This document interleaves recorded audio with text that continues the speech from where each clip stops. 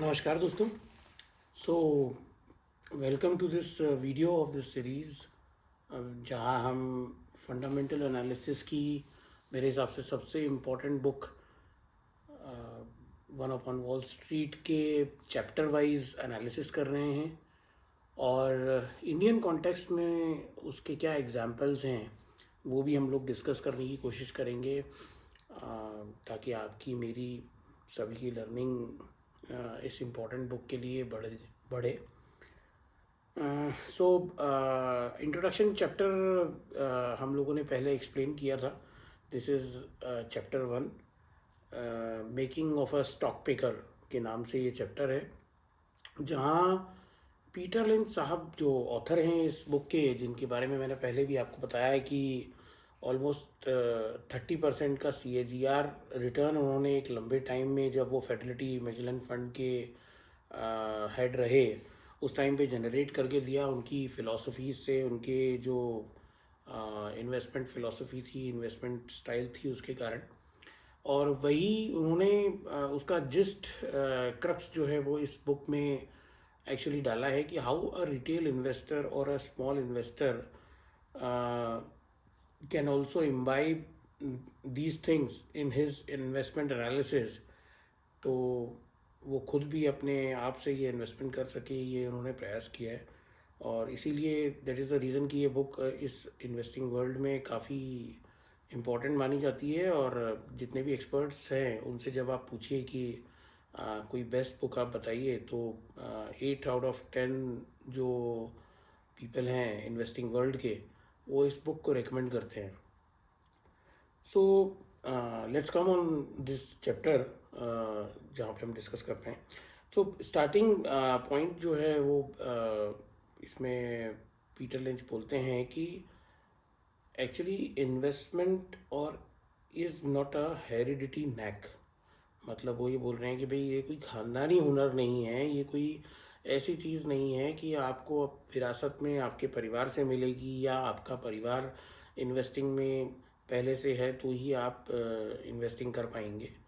और इस पूरे बुक में भी आप देखोगे तो ऑब्जेक्टिव वाइज भी एक्चुअली पीटर लिंच यही समझाते हुए नज़र आते हैं कि investing can be done by retail investor also. They have to little more observant, little more cautious, little more knowledgeful. और कैसे वो करना है वही ये एक्सप्लेन करते हैं। तो स्टार्टिंग चैप्टर में ही उन्होंने जो है वो इस चीज़ को इम्बाइब करने की कोशिश की है, एक्सप्लेन करने की कोशिश की है कि कैसे जो इन्वेस्टिंग है वो एक साधारण व्यक्ति, जिसका बहुत ज़्यादा फाइनेंस का बैकग्राउंड नहीं है, या बहुत ज़्यादा डीप मतलब एजुकेशन वाइज इन्वेस्टिंग या स्टैटिस्टिक्स का बैकग्राउंड नहीं है, वो भी इसको कर सकता है। इसमें उन्होंने अपना खुद का एग्जाम्पल एक्चुअली इस चैप्टर में दिया है, जो हम आगे अभी पढ़ेंगे। बट इंडियन कॉन्टेक्स्ट में भी आप देखोगे तो जैसे हमारे सामने जो एग्जांपल्स हैं, राकेश झुंझुनवाला साहब, by qualification he was CA, but आप देखेंगे कि उनके फैमिली में आप देखोगे तो उनके father was an income tax officer. और इसी तरीके से दूसरे आप सक्सेसफुल इन्वेस्टर्स में हम लोग अगर बात करें तो विजय केडिया साहब का कई बार जिक्र आता है। सो वेरियस इंटरव्यूज़ में ही हैज़ ऑल्सो एक्सप्लेन्ड कि how he has come from a humble background, and Calcutta से then Mumbai he came, and based on his philosophy, investment philosophy or research, he has made whatever fortune he has made for himself. तो वो एक निकल के आता है। बहुत सारे वैसे इंटरव्यूज़ आपको मिल जाएंगे। मधु केला साहब बात करते हैं कि मैं जब आया तो there was no one to help me, और किसी से बहुत स्मॉल हेल्प ली और मुंबई में जैसे तैसे काम किया। तो through these all these example we understand कि सारे ही इन्वेस्टर जिनको आज हम बोलते हैं कि भाई उनका पोर्टफोलियो काफ़ी ग्रेट है, अच्छा है, उनकी स्टार्ट या शुरुआत जो है वो एक हम्बल बैकग्राउंड से हुई थी।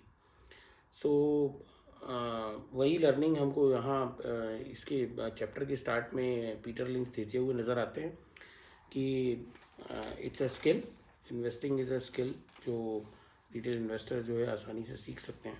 फिर वो अपने जो स्टोरी है वो एक्सपैंड करते हैं आगे, उसके बारे में अपने बारे में बताते हैं कि लिंच की फैमिली में यदि हम बात करें, उनके फादर को वो बताते हैं कि भाई ब्रेन कैंसर के कारण उनका निधन जल्दी हो गया था।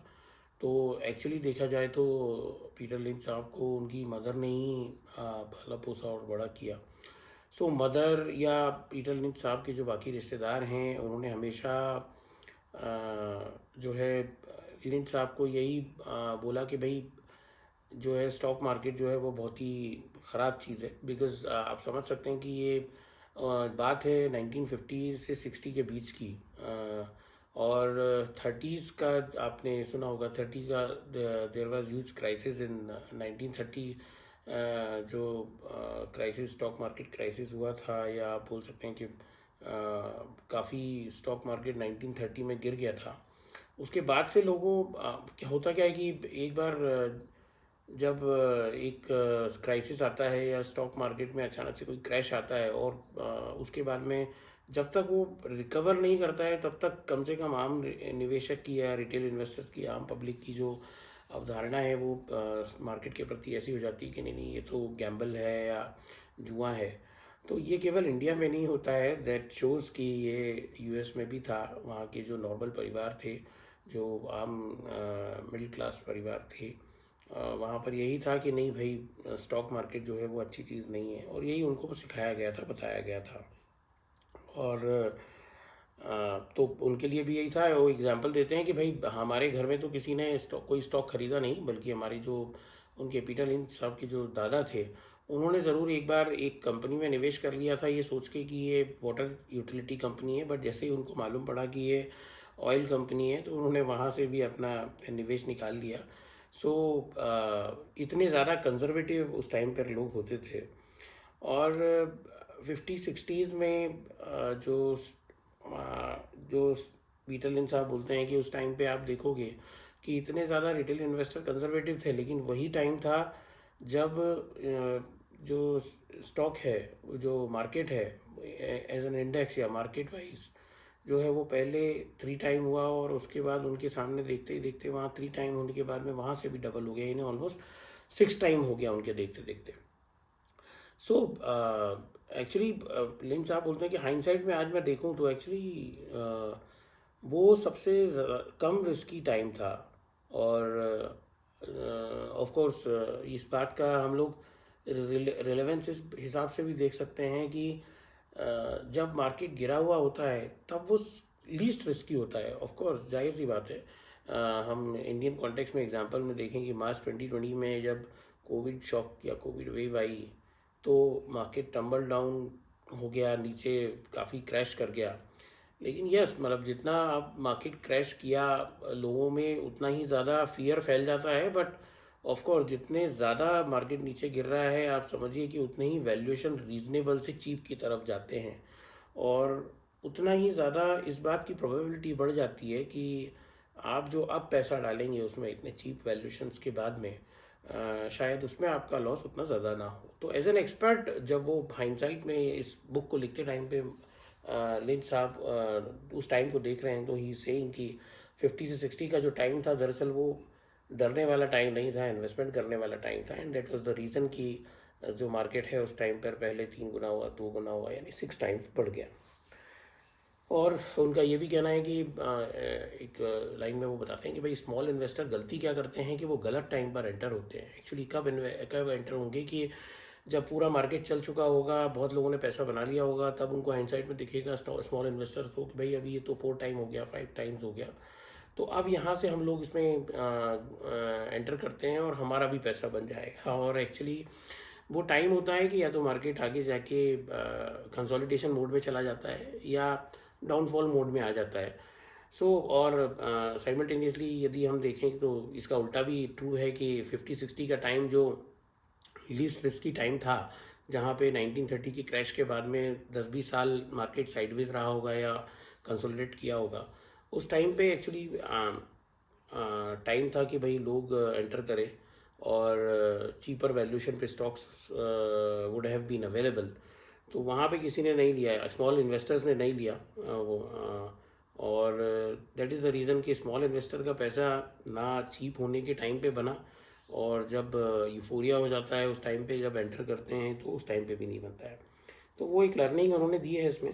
देन लिंच साहब आगे बढ़ते हैं और वो बताते हैं कि क्योंकि फादर की डेथ हो गई थी, तो 11 साल की उम्र में उन्होंने अपनी फैमिली को हेल्प करने के लिए एक गोल्फ कोर्स में कैडी का जॉब लिया। कैडी कौन होते हैं दोस्तों? जो आपने देखा होगा, गोल्फ कोर्स में जो बैग्स या स्टिक्स लाने ले जाने के लिए, बॉल्स लाने ले जाने के लिए गोल्फर्स जो होते हैं उनको सपोर्ट करने के लिए सपोर्ट स्टाफ होता है, तो वो जॉब उन्होंने चुना वहाँ पे as a part time job.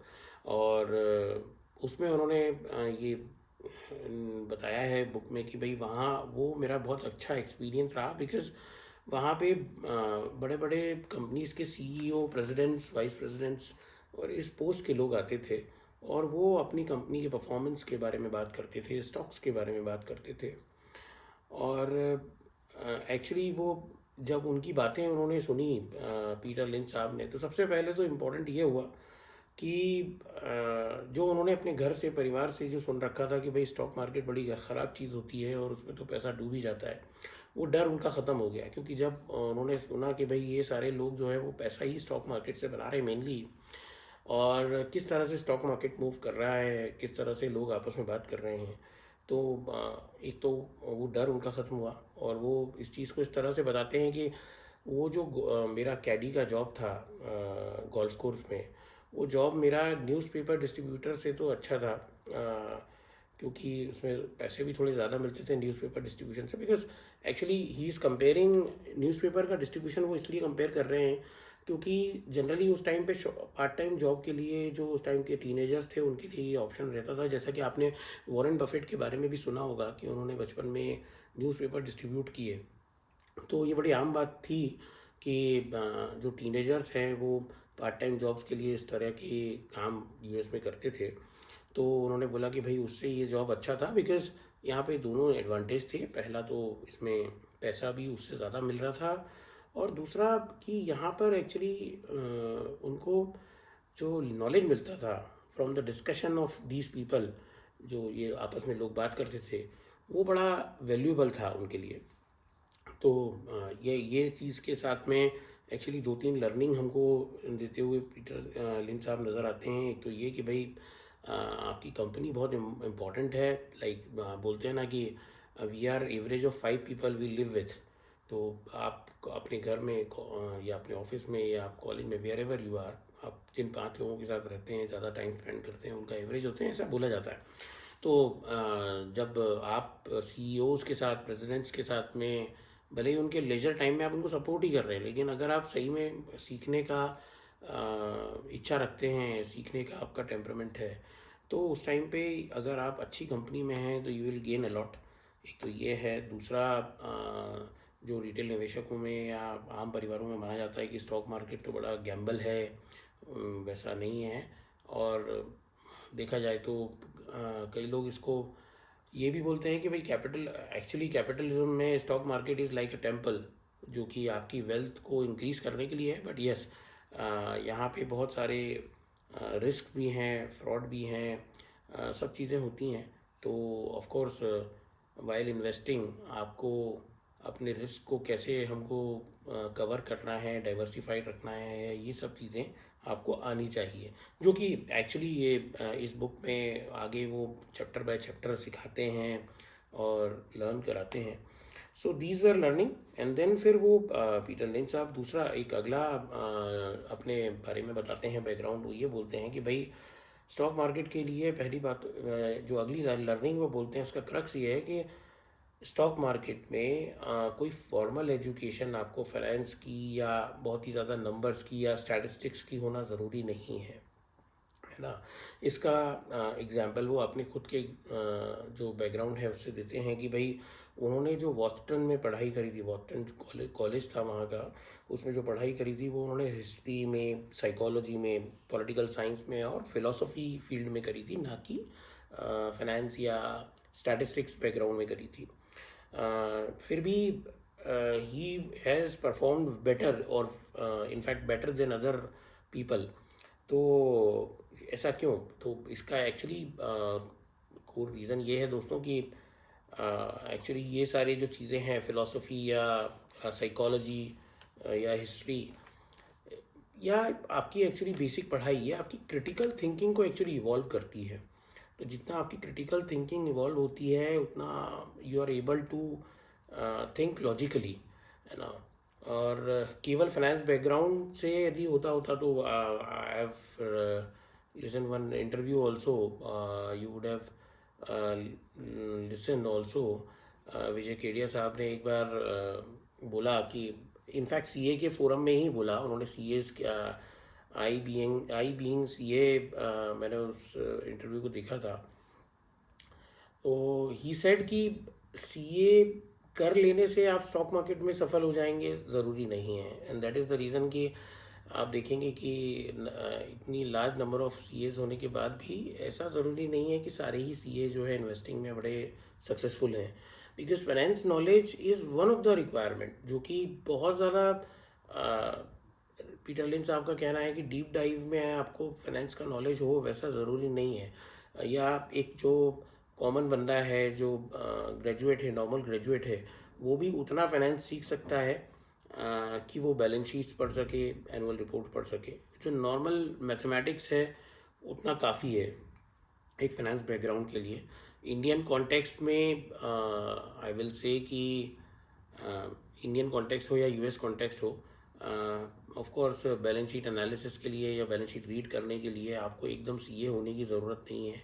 And हम देखते हैं कि काफ़ी नॉर्मल एमबीए या ग्रेजुएट किए हुए लोग भी बैलेंस शीट्स को, फाइनेंशियल्स को आसानी से पढ़ लेते हैं। बट ही सेड कि ज़्यादा ज़रूरी जो मुझे लगा वो ये है कि भाई आप कॉमन सेंस के थ्रू सोचें, प्रैक्टिकल और रियल लाइफ वर्ल्ड में आपकी जो है वो समझ ज़्यादा होनी चाहिए। और पूरी बुक में वो जैसा कि वो बताते भी हैं कि as an small investor also, आपके इस स्मॉल इन्वेस्टर के पास क्या एडवांटेज रहता है कि आपको मार्केट में क्या हो रहा है, क्या ट्रेंड है, किस प्रोडक्ट का ट्रेंड है, या कौन सा प्रोडक्ट का क्वालिटी या पीपल या पब्लिक का जो एक्सेप्टेंस है वो ज़्यादा है, वो आपके पास में इंफॉर्मेशन अवेलेबल होती है। और बेस्ड ऑन दैट इंफॉर्मेशन या यूजिंग दैट इंफॉर्मेशन एक्चुअली आप बहुत सारा इंसाइट या फ्यूचर जो उसका है वो प्रेडिक्ट कर सकते हैं। That is his philosophy. और इसके बाद में वो बताते हैं कि भाई हालांकि मैंने ये हिस्ट्री और साइकोलॉजी और पॉलिटिकल साइंस बैकग्राउंड से किया हुआ था, लेकिन उनका जो ये कैडी वाला एक्सपीरियंस था, जो कैडी के एज अ कैडी उन्होंने गोल्फ कोर्स में काम किया था, वहाँ का एक लिंक यूज़ करके उनको समर इंटर्नशिप मिलती है फिडेलिटी इन्वेस्टमेंट में। जब वो अपना कॉलेज का ये पढ़ाई कर रहे होते हैं तो उसमें समर इंटर्नशिप करनी होती है। तो वो समर इंटर्नशिप उनको मिलती है ये इन्वेस्टमेंट बैंकिंग कंपनी में, फिडेलिटी इन्वेस्टमेंट में, जहाँ पे उनको रिसर्च रिपोर्ट लिखने को दिया जाता है, डिस्पाइट ऑफ द फैक्ट कि वो जो है नॉन फाइनेंस बैकग्राउंड से थे, उसके बावजूद उनको ये रिसर्च रिपोर्ट लिखने को बोला जाता है, कंपनी से मीट करने को बोला जाता है, जो काम उन्होंने किया जिस टाइम पे उनको बोला गया। और उसके बाद में of course he used his practical knowledge और कॉमन सेंस। एंड वो इंटर्नशिप करने के बाद में उन्होंने वॉटन की डिग्री ली। देन बिकॉज़ वो ROTC जो प्रोग्राम था वहाँ कॉलेज का, उसके मेंबर थे, तो 2 साल मिलिट्री सर्विस को सर्व करने के लिए गए। ROTC प्रोग्राम एक गवर्नमेंट का, US गवर्नमेंट का प्रोग्राम होता है वहाँ पर, जो अगर आप उसमें जाते हैं तो गवर्नमेंट हेल्प्स, आपके जो एजुकेशन एक्सपेंस है उसमें हेल्प भी करती है थोड़ा, और आपको कंपलसरीली मिलिट्री सर्विस के लिए भेजा जाता है 2 साल के लिए। तो वो वहाँ पे जाते हैं, मिलिट्री सर्विस में 2 साल अपना योगदान देते हैं। और उसमें भी वो बोलते हैं कि भाई वहाँ से मैंने डिसिप्लिन सीखा, स्ट्रेस में कैसे रह के काम करना है वो सीखा, या कैसे टास्क को जो है वो प्रोजेक्ट बेसिस पे करना है। तो ये सारी चीज़ें उन्होंने वहाँ से लर्न करी। एंड देन वो जब वहाँ से आते हैं तो जैसे ही वो उनका वो मिलिट्री सर्विस वाला कार्यकाल ख़त्म होता है, तो 1969 में आके वो वापस से ज्वाइन करते हैं फिडेलिटी इन्वेस्टमेंट को। इस बीच पढ़ाई करते टाइम पे या ये इसके बीच में वो अपना फर्स्ट इन्वेस्टमेंट का एक एनेक्डोट और रखते हैं कि भाई एक कंपनी थी फ्लाइंग टाइगर करके, उसका स्टॉक उन्होंने ख़रीदा था। ये कोई रिपोर्ट, उसकी रिसर्च रिपोर्ट पढ़ के कि भाई इकोनॉमी ग्रो करेगी और ये एयर फ्रेट वाले जो कंपनीज है ये अच्छा करेंगी। वो $7 का उन्होंने ख़रीदा था, but it has got to $35, पाँच छः गुना वो हो गया। और उस अर्निंग ने उनकी उस स्टॉक के जो प्रॉफिट था उसने उनकी फ़ीस वगैरह भरवाने में भी मदद करी, जो उनको कॉलेज की भरनी थी फ़ीस। एंड हालांकि वो रीज़न वाज डिफरेंट, कि उन्होंने कुछ और रीज़न से वो ख़रीदा था, लेकिन एक्चुअली वियतनाम वार के कारण जो एयर फ्रेट कंपनी थी उसको काफ़ी ज़्यादा काम मिला, काफ़ी ज़्यादा रेवेन्यू उसका बढ़ा और प्रॉफिटेबिलिटी बढ़ी, जिसके कारण वो स्टॉक आगे चल गया। तो इसे इसकी कभी कभी होता है कि इनफैक्ट इंडियन एग्जाम्पल में भी हम लोग पढ़ते हैं कि भाई जब लोग बताते हैं कि आयशर मोटर्स का जो रामदेव अग्रवाल साहब का एक इंटरव्यू आता है, हम लोग कई बार देखते हैं कि भाई उन्होंने बताया कि भाई हमने आयशर मोटर ख़रीदा ये सोच के कि इकोनॉमी ग्रो करेगी तो कमर्शियल व्हीकल ग्रो करेंगे, तो आयशर मोटर्स इतने ट्रक बनाती है तो उसमें प्रॉफिटेबिलिटी बढ़ेगी, रेवेन्यू बढ़ेगा। बट वो एक्चुअली स्टॉक चला बिकॉज अचानक से उनके प्रमोटर्स ने एक नया प्रोडक्ट लॉन्च कर दिया, रॉयल एनफील्ड बुलेट, जो इंडियन कंज्यूमर को काफ़ी पसंद आया और उन्होंने हायर प्राइस पे भी वो प्रोडक्ट काफ़ी ख़रीदा और उसके लिए वेटिंग पीरियड रहा, जिसके कारण उनके मार्जिन बढ़े, प्रॉफिटेबिलिटी बढ़ी और स्टॉक अचानक से मल्टी बैगर हो गया। सो होता है ये, आप कुछ और समझ के स्टॉक को ख़रीदते हैं देन किसी और प्रेमाइसिस पे स्टॉक आगे चल जाता है। So that was example he quoted. Then Lynch साहब जब जैसे ही 1969 में फिडेलिटी इन्वेस्टमेंट को ज्वाइन करते हैं, तो पहले तो वो जूनियर रिसर्च एनालिस्ट रहते हैं वहाँ पे। 1974 में 4-5 साल के बाद वो रिसर्च हेड वहाँ पे फिडेलिटी इन्वेस्टमेंट में बनते हैं। और उनका मेजर जो टर्निंग पॉइंट आता है फिडेलिटी इन्वेस्टमेंट में वो आता है 1977 में, जब उनको फिडेलिटी मेजेलन फंड को दिया जाता है। एक्चुअली उसके पहले वो रिसर्च टीम में थे, रिसर्च हेड और रिसर्च एनालिस्ट थे, और फिडेलिटी मेजेलन फंड उनको हैंड ओवर किया जाता है कि अब आप इस पोर्टफोलियो को देखिए। 1977 में जब उनको ये दिया जाता है उस टाइम पर वो 20 मिलियन का पोर्टफोलियो, उस पोर्टफोलियो एसेट था उस फंड का, और लगभग 40 स्टॉक्स थे उसमें। जो उनके बॉस रहते हैं या सीनियर रहते हैं फिडेलिटी मेजेलन फंड के को जो हैंड ओवर करते हैं, नेट जॉनसन उनका नाम होता है, वो पीटर लिंच साहब को बोलते हैं कि यार ये 40 स्टॉक्स हैं, इनको आई वुड रिकमेंड कि आप इनको कम करके 25 तक लेके आओ और सी कि इसका परफॉर्मेंस अच्छा रहे। वो बहुत ही पोलाइटली उसको एक्सेप्ट बोल देते हैं कि हाँ ठीक है, एग्री करते हैं, लेकिन अगले 6 महीने में वो 40 स्टॉक्स 60 हो जाते हैं और उसके अगले 6 महीने में यानी एक साल में वो 40 स्टॉक्स 100 हो जाते हैं। और जो उनके, नॉट बिकॉज कि उनको नेट जॉनसन साहब ने जो बोला था उसके ऑपोजिट कोई काम करना था, बल्कि उनका पीटर लिंच साहब का ऐसा कहना है कि जो मेरी इन्वेस्टमेंट फ़िलॉसफी है, जो मेरा नॉलेज था उसके हिसाब से बहुत सारे स्टॉक्स बारगेन पे अवेलेबल थे और इसीलिए मैं उनको ख़रीदता गया।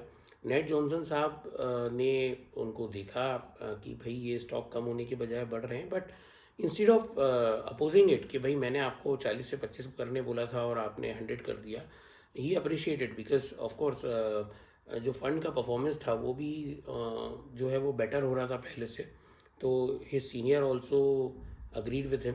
और इसको आगे वो कैरी ओवर करते हुए पीटर लिंच साहब बताते हैं कि 1980s में जब वो उन्होंने फ़ंड छोड़ा तो ये 20 मिलियन का फ़ंड जो था वो ऑलमोस्ट 9 बिलियन यानी 9,000 मिलियन पहुंच गया था। ऑलमोस्ट 180 टाइम्स ये फ़ंड ग्रो किया।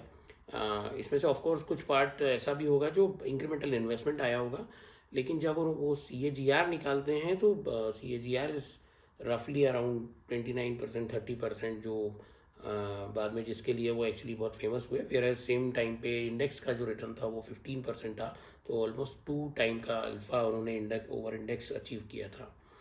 सो ये था एक्चुअली इनका फर्स्ट चैप्टर का डिस्कशन, जिसमें एक्चुअली उनका जो पर्सपेक्टिव है वो यही है कि स्टॉक पिकर बनने का जो टोटल जर्नी है उन्होंने अपना देते हुए, अपना एग्जांपल देते हुए या बैकग्राउंड देते हुए यही एक्सप्लेन किया है कि जब एक नॉर्मल पर्सन, एक नॉर्मल बच्चा जो कैडी का काम करता था, हिस्ट्री फिलॉसफी का उसका एजुकेशनल बैकग्राउंड था, वो बच्चा भी अगर अपने पैशन के कारण या स्टडी या ऑब्जर्वेशंस के कारण स्टॉक पिकर बन सकता है, 30% का CAGR रिटर्न जनरेट कर सकता है, तो फिर एक नॉर्मल स्मॉल इन्वेस्टर जो ग्राउंड पे अवेलेबल है, वो यदि पैशनेट है, वो यदि ऑब्जर्वेंट है, उसमें वो स्किल्स हैं जो एक इन्वेस्टर होने के लिए चाहिए, या वो उन स्किल्स को डेवलप करता है, तो वो भी क्यों नहीं एक स्टॉक मेकर बन सकता है। सो ये एक्चुअली इनका पीटर लिंच साहब का ऑब्जेक्टिव है इस चैप्टर के माध्यम से बताने का। तो इस चैप्टर के क्लोज़र के साथ में यहीं इस वीडियो को समाप्त करते हैं दोस्तों। मिलते हैं नेक्स्ट वीडियो में, जहां नेक्स्ट चैप्टर का हम डिटेल डिस्कशन करेंगे। धन्यवाद, थैंक यू।